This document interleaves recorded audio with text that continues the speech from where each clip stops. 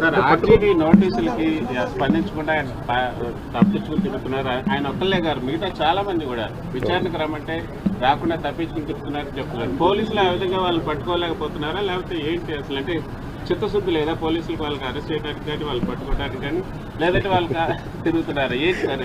Let the police do their job, let me do my job. నా పని నేను చేసుకున్నాను, వాళ్ళ పని వాళ్ళు చేయాలి కదా. గత గవర్నమెంట్ లో అయితే ఎక్కడున్నా పట్టుకొచ్చేవాళ్ళు, మాత్రం చెప్తున్నారు వాళ్ళు ఢిల్లీ నుంచి కూడా పట్టుకెళ్ళిన సందర్భాలు అలా అనిపించట్లేదా ఇప్పుడు? అంటే మీకు ఇప్పుడు చంద్రబాబు గారి మీద నందిగామలో దాడి చేసిన వాళ్ళు సింపుల్ గా కోర్టుకు వెళ్ళి వచ్చి మేము బయటకు వచ్చేసామని చెప్పి కాలర్ ఎగరేసుకునేటువంటి పరిస్థితి కనిపిస్తాం. సో ఎట్లా అంటే నేను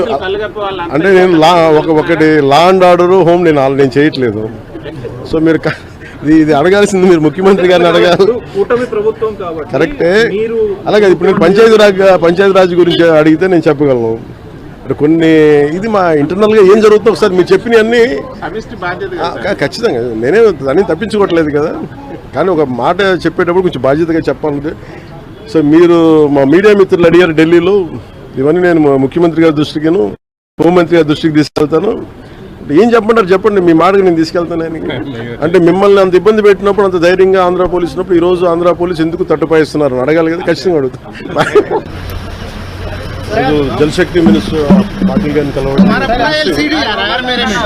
మెయిన్ జేజేఎం జలజీవన్ మిషన్కి సంబంధించిన పనులు అడగడానికి వచ్చాను. బడ్జెట్ ఒకటి, టైంలో ఒకటి ఎక్స్టెన్షన్ చేయమని.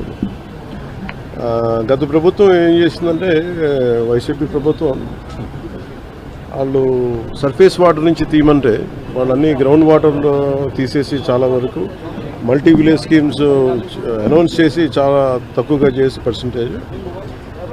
ఒకటి మ్యాచింగ్ గ్రాంట్ ఇవ్వకపోవడం వల్ల మన కేవలం లెస్ దెన్ 2,000 కోట్ల రూపాయలు వాళ్ళు రాష్ట్రానికి వాడారు. వాళ్ళు మ్యాచింగ్ గ్రాంట్ ఒకటి ఇవ్వకపోవడం, ఇంకా మనకి 16,000 కోట్లు ఇంకా వాడుకోవాల్సింది. దానికి సంబంధించి ఒకటి. అలాగే ఈ సర్ఫేస్ వాటర్ నుంచి తీసుకోవాలని కొంచెం ఎక్స్ట్రా ఖర్చు అవుతుంది, దీని మీద మాట్లాడుకున్నాం. సో ఒకసారి వాళ్ళ సహాయ సహకారాలు అడగటానికి, అలాగే ప్రధానమంత్రి గారు కూడా ఇంకా ఒకసారి తెలియజేస్తామని చెప్పారు మనం అడిగిన ఇవన్నీ డిమాండ్స్ అని.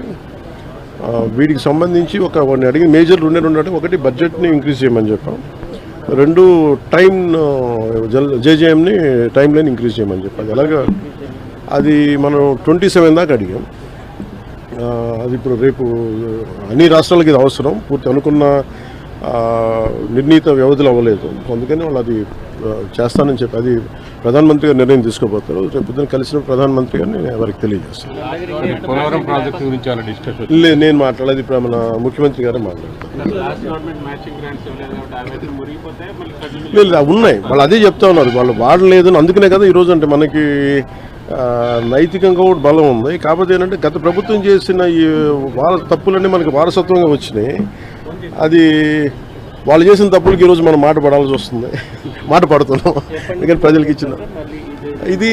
ఇంకొక ఆల్రెడీ మనం ఇంకొక 2-3 వారాల్లో దీనికి కంప్లీట్ డీటెయిల్ ఒకటి చేస్తున్నాం. జేజేఎం సంబంధించి డిపిఆర్ కూడా ఒకటి చేయాలి. ఇవన్నీ ఒక 2-3 వారాల్లో అయిపోద్ది అనుకుంటున్నాం. ఈరోజు అంటే మన వైస్ ప్రెసిడెంట్ గారిని కలుస్తాం సాయంత్రం. అలాగే రైల్వే మన మినిస్టర్ గారిని కలుస్తాం, ఫైనాన్స్ మినిస్టర్ గారిని మన నిర్మలా సీతారామన్ గారిని కలుస్తాం.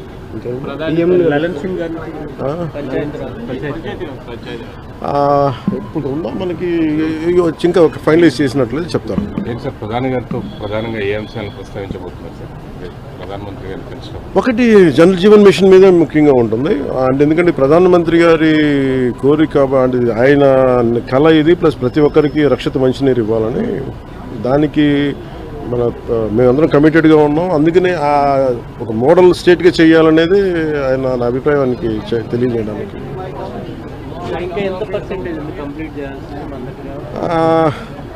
వీళ్ళు ఎలా చేశారంటే అండి, ఫస్ట్ మనకి ప్రాబ్లం ఏమవుతుందంటే, మనం ఇల్లు కట్టినా ఏం చేసినా ముందు అసలు పైప్ లైన్స్ వేయం, సువేజ్ వేయం, మన పైప్స్ ఉండవు మన దగ్గర. ఇప్పుడు సమస్య ఏముందంటే మన దగ్గర